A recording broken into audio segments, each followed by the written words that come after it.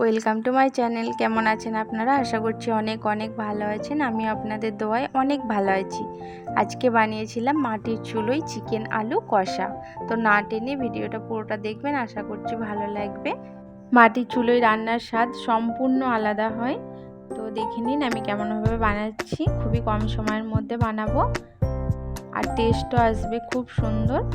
তো এখানে আমি প্রথমেই নিয়ে নিয়েছি একটি কড়া গরম হলে তাতে দিয়ে দিয়েছি পরিমাণ মতো সর্ষের তেল। এবার দিয়ে দেব 1 চামচ নুন আর 1 চামচ হলুদের গুঁড়ো।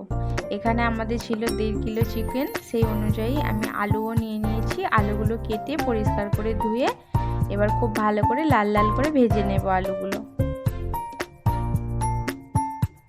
এক এক করে সমস্ত আলুগুলো এবার দিয়ে দেব।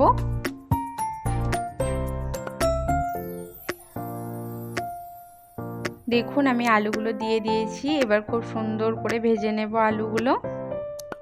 আমার কিন্তু গ্যাসের থেকে এই মাটির চুলোর রান্নাটাই সবথেকে বেশি পছন্দ, কিন্তু সময়ের অভাবে করা হয়ে ওঠে না।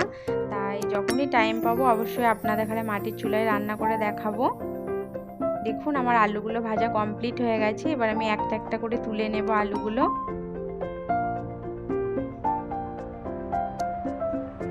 এই আলু দিয়ে চিকেন রান্নাটা আমার অনেক অনেক ভালো লাগে। আপনাদের চিকেন কার কেমন খেতে পছন্দ অবশ্যই আমাকে কমেন্টে জানাবেন।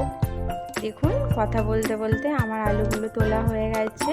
এবার এখানে যেহেতু 1.5 কিলো চিকেন ছিল, তাই আর একটু তেল দিয়ে দিয়েছি ওই তেলটার মধ্যেই। এবার দিয়ে দিলাম গোটা গরম মশলার ফোড়ন। গোটা গরম মশলার মধ্যে ছিল তেজপাতা, এলাচ, লবঙ্গ আর দারচিনি। এবার এটাকে একটু লাল লাল করে নিয়ে দিয়ে দিয়েছি এখানে কোচানো পেঁয়াজ। এখানে 4 থেকে 5টা মিডিয়াম সাইজের পেঁয়াজ ছিল। যেহেতু 1.5 কিলো চিকেন তাই সেরকম অনুযায়ী পেঁয়াজটাও দিয়ে দিয়েছি। এবার পেঁয়াজটাকেও লাল লাল করে সুন্দর করে ভেজে নেব। এই পেঁয়াজের মধ্যেই দিয়ে দিলাম অল্প পরিমাণ নুন। নুন দেওয়াতে কি হবে, পেঁয়াজটা অনেক তাড়াতাড়ি সিদ্ধ হয়ে যাবে, মানে গলা গলা হয়ে যাবে পেঁয়াজটা। এবার দিয়ে দিলাম এখানে 4 থেকে 5টি কাঁচা লঙ্কা। এবার খুব সুন্দর করে পেঁয়াজটা ব্রাউন কালার করে ভেজে নেব। দেখুন আমার এখানে পেঁয়াজটা ভাজা পুরোপুরি কমপ্লিট হয়ে গেছে। আমি দিয়ে দিলাম আদা রসুনের পেস্ট। আমি এখানে আদা রসুনটা মিক্সিতে বেটে নিয়েছিলাম। এবার দিয়ে দিলাম হলুদের গুঁড়ো, ধনের গুঁড়ো, জিরে গুঁড়ো,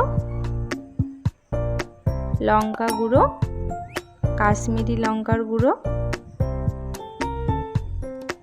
এবার এই সমস্ত মশলাগুলো ভালো করে কষিয়ে নিতে হবে, আর তলায় যাতে ধরে না যায় তার জন্য অল্প অল্প পানিও আপনাদেরকে অ্যাড করে কষাতে হবে।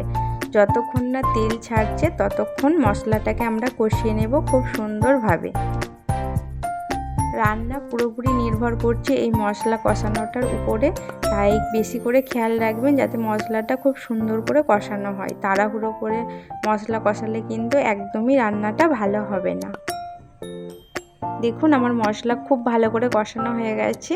এবার পরিষ্কার করে ধুয়ে রাখা চিকেনগুলো আমি এক এক করে দিয়ে দেব।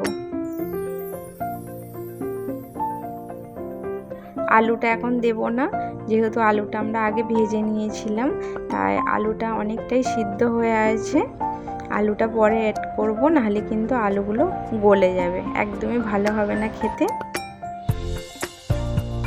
দেখুন আমি চিকেনটাকে খুব ভালো করে কষিয়ে নেব। এবার আমি দিয়ে দেব এখানে পরিমাণ মতো নুন। নুনটা দিয়ে খুব সুন্দর করে আবারও কষিয়ে নেব, যাতে নুনটা সমস্ত চিকেনের মধ্যে ভালো মতোভাবে ঢুকে যায়।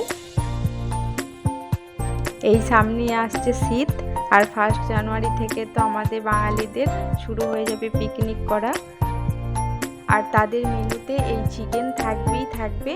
তো বন্ধুরা আপনাদের কাছে একটাই রিকোয়েস্ট, একবার হলেও এরকমভাবে বানিয়ে দেখবেন, অবশ্যই আপনাদের ভালো লাগবে। আর এক্সট্রা কোনো মশলা আপনাদেরকে দিতে হবে না, কোনো উপকরণ দিতে হবে না, শুধুমাত্র এই ঘরোয়া উপকরণ দিয়ে এত টেস্টি টেস্টি আপনারা বানিয়ে ফেলতে পারবেন। এবার আমি এখানে দিয়ে দিলাম টমেটো কুচি। এখানে 2টো টমেটো কুচি করে আমি দিয়ে দিয়েছি। আবারও খুব সুন্দর করে কষিয়ে নেব চিকেনের সঙ্গে। দেখুন আমি চিকেনটা কতক্ষণ ধরে কষাচ্ছি। আপনাদেরকে আগেই বলেছি এই কষানোর উপরেই কিন্তু রান্নার টেস্টটা নির্ভর করছে। আপনি যত ভালো করে কষাবেন রান্নার স্বাদ ততটাই সুন্দর হবে।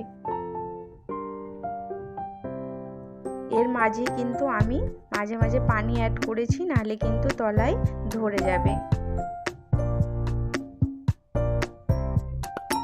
দেখুন এবার আমি আলুগুলো, ভেজে রাখা আলুগুলো অ্যাড করে দেব। খুব সুন্দর করে চিকেনের সঙ্গে আলুগুলো মিশিয়ে নেব, নেড়ে চেড়ে।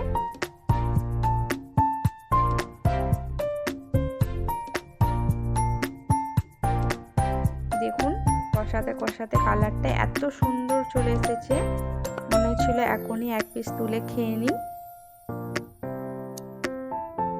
এত লোভনীয় লাগছিল দেখতে।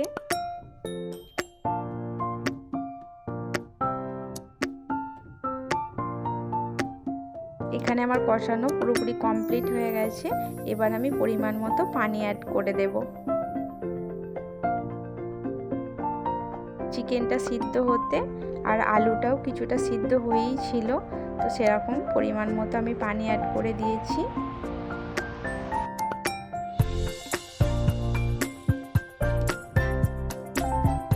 আমি চিকেনটা কষানোর সময় কিছুটা টমেটো সসও অ্যাড করেছিলাম, এটা আপনারা না দিলেও হবে, আমার ঘরে ছিল তাই দিয়ে দিয়েছিলাম সামান্য পরিমাণ।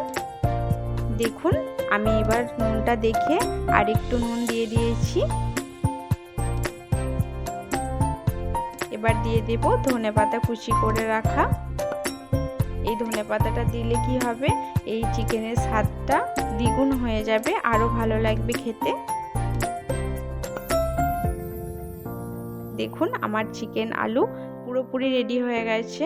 অবশ্যই একবার বানিয়ে দেখবেন, আশা করছি ভালো লাগবে।